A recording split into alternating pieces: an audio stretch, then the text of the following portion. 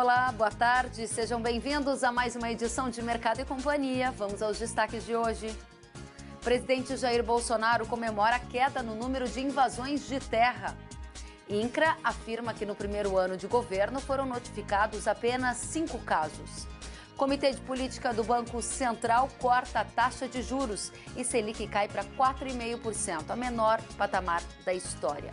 Começou hoje a reunião do Comitê dos Secretários de Fazenda dos Estados e do Distrito Federal. Na pauta está a votação pela renovação do Convênio 100, que atualmente reduz ou isenta os produtos agropecuários da cobrança de ICMS. E você vai ver também que após a cassação do mandato de Selma Arruda, Mato Grosso tem uma vaga aberta no Senado e o agronegócio se articula para a disputa. Tudo isso e mais agora, o Mercado e Companhia já está no ar. O presidente Jair Bolsonaro comemorou em uma rede social a queda no número de invasões de terra. De acordo com o INCRA, no primeiro ano de governo foram notificados apenas 5 casos. No primeiro mandato do governo de Fernando Henrique Cardoso, foram registradas 145 invasões. No primeiro ano do segundo mandato, 502. No primeiro ano de governo Lula, ocorreram 222 invasões de propriedades rurais. No primeiro ano do segundo mandato, foram 298. No governo de Dilma Rousseff, 200 invasões. No primeiro ano do segundo mandato, 182. No primeiro ano do governo Bolsonaro, foram registradas 5 invasões. Os dados foram confirmados pelo Instituto Nacional de Colonização e Reforma Agrária e fazem parte de um relatório interno que contabiliza as notificações recebidas pela Ouvidoria Agrária Nacional vinculada ao INCRA. Vou comentar este tema com o Miguel Daúde, que já nos faz companhia. Boa tarde. Boa tarde, Kelly. Boa tarde a todos. É uma grande diferença em relação aos primeiros anos dos demais governos. O que mudou, e essa é uma tendência, a continuidade de cada vez menos invasões de terras de propriedades rurais aqui no Brasil? Exatamente. A invasão de terra ela sempre foi alimentada pelos governos, passados, como forma de você dar uma sustentação política a certos setores que apoiavam o governo na ocasião. E tinha muito dinheiro nessa história, foi só trancar aí os recursos dessas entidades e também agir e mostrar que o governo não aceitaria mais invasão de terra. A alegação de que a invasão de terra era para uma reforma agrária, para que essas pessoas pudessem trabalhar na terra, sempre foi balela, sempre foi, quer dizer, o mote da esquerda que arregimentava pessoas que não tinham nada a ver com a terra. Existem casos em que eu pessoalmente presenciei, 90% dessas invasões não tinha nada a ver com produtores rurais, mas sim com pessoas que faziam parte desse esquema de invasão. E com o governo Bolsonaro, eu acho que tem que comemorar mesmo, porque foi dito o seguinte: olha, no nosso governo não tem mais invasão de terra, segurou o dinheiro e a coisa normalizou. Agora, o que precisa é exatamente o que está sendo feito agora, você ter a regularização de terras, dos assentamentos, você começar a pôr ordem na coisa, porque como é que nós vamos imaginar um país que, sem dúvida nenhuma, vai ser o grande produtor de alimentos do mundo, com uma situação fundiária complexa, que vem desde o tempo da escravidão desse jeito, que precisa ser regularizada. E a invasão era uma estratégia que se usava para desestruturar uma proteção, uma garantia de que nós tínhamos aqui no país toda essa confusão com necessidade de terra. Muito pelo contrário, o problema hoje da agricultura não é a falta de terra, é a falta de infraestrutura, é a falta de financiamento, é a falta de uma política agrícola que garanta preço, é a falta de estratégias para manter o produtor rural com renda. Então não é a questão da terra. Então isso é de comemorar, porque se deu um sinal de que o Brasil não vai mais entrar nessa bagunça de invasão de terra. Agora, precisa ser resolvido os casos que estão aí, que estão pendentes, né, Kelly? Exato, porque demora-se muito tempo para conseguir depois retirar os invasores e normalizar a situação. São vários estados brasileiros que têm situações como essa, não é? Muito bem lembrado, porque a justiça ela dá a reintegração de posse, e aí o que acontece? Os governadores, com lobby de demagogia político não vão lá e tiram os invasores. E aí virou uma bagunça. Quer dizer, a lei passou a não ser cumprida. E aí isso causa insegurança jurídica. E a insegurança jurídica não deixa vir dinheiro para o campo em função dessa situação. Então, Kelly lembrou muito bem. Quer dizer, hoje, a justiça vai lá, dá a reintegração de posse, mas os governos estaduais, a quem está afeto a solução do problema com a polícia para tirar os invasores, acaba aí, sem dúvida nenhuma, não acontecendo e gera irregularidade. Então, eu acho que tem que comemorar mesmo, concordo plenamente com o presidente Bolsonaro. Eu acho que, para a agricultura, isso tem um valor incrível. Prestem atenção, o Brasil precisa de segurança, principalmente fundiária, para que a gente possa crescer sustentadamente e atender a demanda de alimentos que virá pela frente. Então, portanto, está aí de parabéns essa queda aí no número de invasão. E começou hoje a reunião do Comitê dos Secretários de Fazenda dos Estados e do Distrito Federal. Na pauta está a votação pela renovação do Convênio 100, que atualmente reduz ou isenta os produtos agropecuários da cobrança de ICMS. Para que haja a manutenção do benefício fiscal, todos os secretários têm que votar a favor. Caso isso não ocorra e o Convênio 100 deixe de existir no ciclo 2020-2021, os custos de produção para o setor podem aumentar até 14,29%, de acordo com o levantamento feito pela CNA. Segundo a Confederação da Agricultura e Pecuária do Brasil, com o fim do Convênio 100, o custo de produção da pecuária de leite aumentaria até 14,29%. Já a soja teria um acréscimo de 11,92% nos custos. O milho primeira safra, 11,40% e o milho segunda safra, 10,87%. Os custos dos produtores de café arábica aumentariam em até 8,65%. A cana-de-açúcar, 6,76%. A produção de arroz, até 5,56%. E a pecuária de corte, 4,05%. Atualmente, o Convênio 100 reduz em até 60% a base de cálculo do ICMS para a circulação de produtos como herbicidas, inseticidas, fungicidas, dentre outros, e até 30% para o farelo de soja e milho. Agora nós vamos até Santa Catarina saber como a Federação de Agricultura e Pecuária do Estado espera que o secretário de Fazenda vote na reunião de hoje, que começou hoje e que termina amanhã.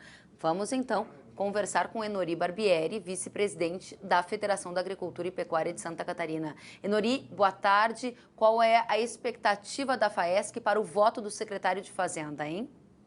Boa tarde, você, Kelly, todos os assistentes do Canal Rural, dizer que não há nenhuma expectativa por parte da Federação da Agricultura, porque por várias vezes o governo do estado de Santa Catarina declarou abertamente que Santa Catarina não mais renovaria ou votaria a favor da isenção de ICMS no Convênio 100 dos agrotóxicos. Então nós já sabemos da posição oficial do governo de Santa Catarina, que ele será contrária à manutenção dos incentivos fiscais, tanto que o mesmo já, este ano, depois de muita batalha, o mesmo enviou uma medida provisória para a Assembleia Legislativa de Santa Catarina, criando o imposto verde, que seria incidência de ICMS conforme grau de toxicidade em cima dos agrotóxicos. Então não há nenhuma dúvida do voto de Santa Catarina que não mais vai compartilhar com os demais estados pela isenção. Isso quer dizer, então, que o fato de Santa Catarina ser contrária à renovação do Convênio 100 vai implicar que todos os demais estados passem a ter a cobrança do ICMS, porque é preciso unanimidade para o convênio continuar existindo. Diante deste cenário, vocês de Santa Catarina se anteciparam para não perder o benefício fiscal. O que aconteceu, Enori?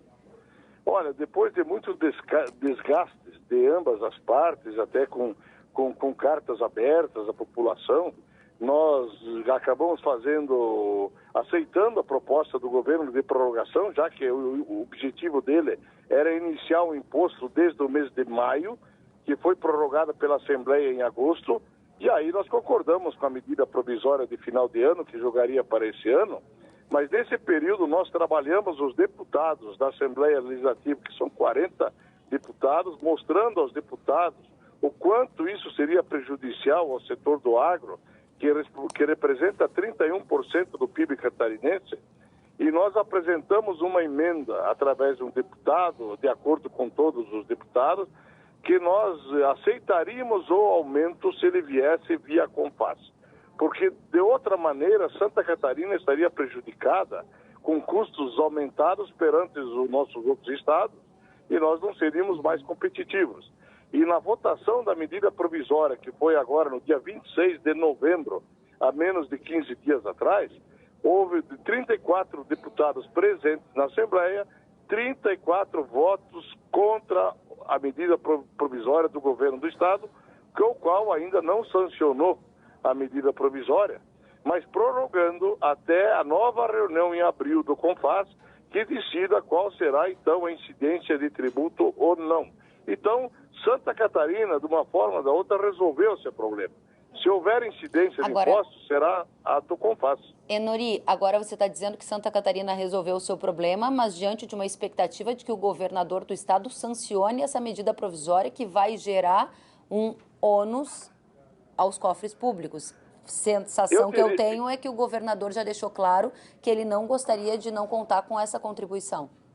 Bom, aí depende da questão política. Nós tivemos 24 votos favoráveis contra nenhum do governador na Assembleia, inclusive a bancada do governador. E aí, de tanto desgaste que houve uma declaração da vice-governadora que é responsável pela pasta da agricultura, que ela não concordava com essa medida provisória e até criou-se um desgaste político. E nós estamos com todos os deputados comprometidos que não aceitarão esse aumento. Então, eu diria o seguinte, agora, se houver um aumento pelo CONFAS, nós temos que honrar com a nossa palavra que se os outros estados tiverem a mesma alíquota que Santa Catarina, infelizmente nós vamos transferir para a sociedade esse custo. A agricultura não vai pagar uma conta que não é dela. Então, infelizmente, se insistirem nessa criação de um novo imposto, quem vai acabar pagando a conta é a sociedade. Agora, Enori, como que o governador, vocês obviamente tentaram conversar com o governador, com o secretário de Fazenda, e a resposta foi: votaremos contra a renovação do convênio 100. É isso que você ouviu do secretário? Foi taxativa. O governador declarou via imprensa, declarou em reuniões com o setor quando foi feita, que o Estado não mais vai renovar o convênio 100 da forma que estava. Foi uma declaração taxativa que ele votaria contra a continuidade do CONFAS do convênio 100. Então, nós sabíamos que somos sabedores que alguma coisa vai acontecer em nível de Brasília agora no mês de abril, quando se vence o prazo do convênio 100, mas nós também, para instituir um novo imposto, é preciso passar pela Assembleia Legislativa. Então, nós não temos nenhuma dúvida que os deputados que têm base no interior, eles saberão quanto terão de ônus político numa medida tão contestada por um setor. Então, nós resolvemos o nosso problema. Agora vamos deixar a questão política, se quer imposto, a sociedade vai acabar pagando. O jornalista Luiz Patroni vai trazer informações para a gente sobre após a cassação do mandato de Selma Arruda. Mato Grosso tem agora uma vaga aberta no Senado e o agronegócio está se articulando para essa disputa. Patroni, quais são os detalhes? Boa tarde. Exatamente, Kelly. Agora sim, boa tarde para você, boa tarde a todos que nos acompanham. A confirmação da cassação, né, da vaga da candidata Selma Arruda, né, da senadora Selma Arruda, na última terça-feira pelo TSE, claro, acabou movimentando aí todos os grupos de agricultores, pecuaristas, né, ou seja, o setor do agronegócio todo movimentado em torno da futura disputa por essa vaga. Vamos só relembrar o caso. Ela teve a vaga, né, cassada justamente pelo TSE, na avaliação do TSE por Caixa 2 e também uso de poder econômico, né, uso favorável de poder econômico já no período pré-eleitoral, por isso acabou aí a decisão sendo pela cassação da vaga tanto da senadora quanto dos suplentes da senadora, por isso a necessidade de uma nova eleição. Casos assim, Kellen, são considerados raros, né, envolvendo uma nova disputa para o Senado. Aqui em Mato Grosso mesmo é a primeira vez que acontece envolvendo um senador aqui de Mato Grosso, mas essa situação está prevista, né, na Constituição Federal, no parágrafo 2º do artigo 56, que determina a realização de nova eleição para o Senado nos casos em que o cargo fique vago sem suplentes para substituir o titular e quando faltem aí mais de 15 meses para o término do mandato, exatamente como acontece nessa situação. A Selma teve o mandato cassado em abril deste ano pelo Tribunal Regional Eleitoral aqui de Mato Grosso, recorreu dessa decisão junto ao TSE e agora a confirmação na última terça-feira, como eu mencionei, pelos motivos já citados. Bom, o que acontece a partir de agora? Vai ser convocada uma nova eleição, né, mas o TRE ainda aguarda a definição dessa nova eleição, da data, porque isso depende ainda da publicação do acórdão da decisão do TSE. E essa publicação desse acórdão ainda não tem data prevista para acontecer. Até que seja publicada e seja convocada uma nova eleição, Selma Arruda continua exercendo o cargo segundo o TSE. Apesar disso, o Tribunal Regional Eleitoral já divulgou algumas possíveis datas para essa realização da eleição, claro, dependendo da publicação desse acórdão. Seriam, então, no dia 12 de janeiro, pode ser no dia 2 de fevereiro, 8 de março, 26 de abril, 10 de maio ou 21 de julho, tudo claro, do ano que vem. E o custo dessa eleição, segundo o TRE, Kellen, vai ser bem alto, viu? Entre 8 e 9 milhões de reais. Dinheiro que sai da Justiça Eleitoral, dos caixas da Justiça Eleitoral, mas que o presidente do TRE aqui de Mato Grosso já anunciou por aqui que após a eleição, com todo esse gasto aí, avaliará a possibilidade de pedir o ressarcimento, aí sim, à senadora Selma Arruda, né? Por conta dessa eleição extra. Bom, voltando para o lado do agronegócio, né? A gente lembra que no ano passado, o setor produtivo, que como você perguntava, teve 3 nomes aí fortes, considerados fortes pelo setor produtivo, mas que acabaram na prática disputando os mesmos votos, né? E não conseguiram êxito na eleição. Eles ficaram respectivamente em 3º, 4º e 5º colocados, né, lugares nessa disputa, sendo que duas eram as vagas aqui para Mato Grosso. Eu conversei com alguns deles entre ontem e hoje para saber como fica o processo a partir de agora. Quem ficou em 5º lugar foi o Nilson Leitão, do PSDB. Eu conversei com ele agora pela manhã, ele disse que vai ouvir junto ao partido, estudar junto ao partido e aos apoiadores essa possibilidade de disputar ou não o cargo e que após essa definição do partido e dos apoiadores, aí sim fará a própria avaliação para ver se vale a pena ou não entrar nessa disputa. Já Adilton Saquete, do PRB, que ficou em 4º lugar na disputa ano passado, tentei o contato com ele, não conseguimos obter essa informação. E o 3º colocado, né, o Carlos Fávaro, do PSD, que já foi presidente da ProSoja e vice-governador aqui do estado, ele tentava na justiça conseguir o direito de assumir essa vaga como 3º colocado. O TSE, convocando a nova eleição, já tirou essa possibilidade de lado. Fávaro ainda não comentou ainda se vai ou não estar nessa disputa, nessa nova disputa eleitoral. Além desses 3 nomes, Kellen, começam a surgir alguns nomes aí que não estavam no processo eleitoral, não disputaram eleições, mas que são nomes fortes no agronegócio, entre eles do atual presidente da ProSoja Mato Grosso, Antônio Galvão, que é filiado ao PDT. Né? O nome dele surgiu aí nos bastidores ontem, a gente já conversou com ele, há essa confirmação que ele coloca o seu nome como disposição aí como pré-candidato a essa disputa. O fato é que toda essa movimentação, toda essa articulação já está acontecendo e assim continuará até as definições dos nomes que vão para a disputa, lembrando para essa nova vaga aberta para o Senado aqui em Mato Grosso, o agro tentando, quem sabe, aí, colocar um representante considerado legítimo do setor para representar os interesses do campo aí em Brasília. Kellen. Agora, Luiz Patroni, você lembrou bem que na última eleição foram vários nomes ligados ao setor agropecuário, o que pulverizou os votos e a consequência foi uma percepção, inclusive do próprio setor agropecuário, de uma ausência de nomes que representem mais as demandas do setor produtivo lá no Senado Federal. A questão, neste momento, é entender se há no agronegócio de Mato Grosso um consenso para qual deverá ser o nome que vai receber o apoio maciço do setor ou não. Mais uma vez, aparentemente haverá uma pulverização dos votos. O que você observou até agora?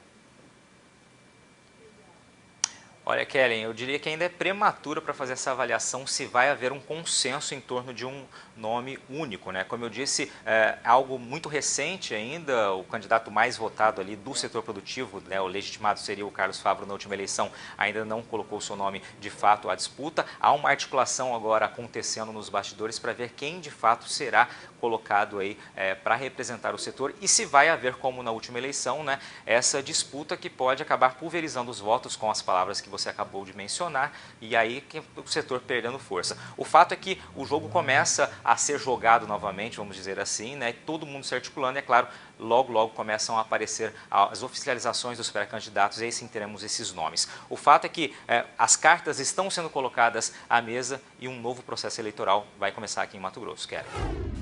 Sentiu falta de algum conteúdo? Acesse canalrural.com.br.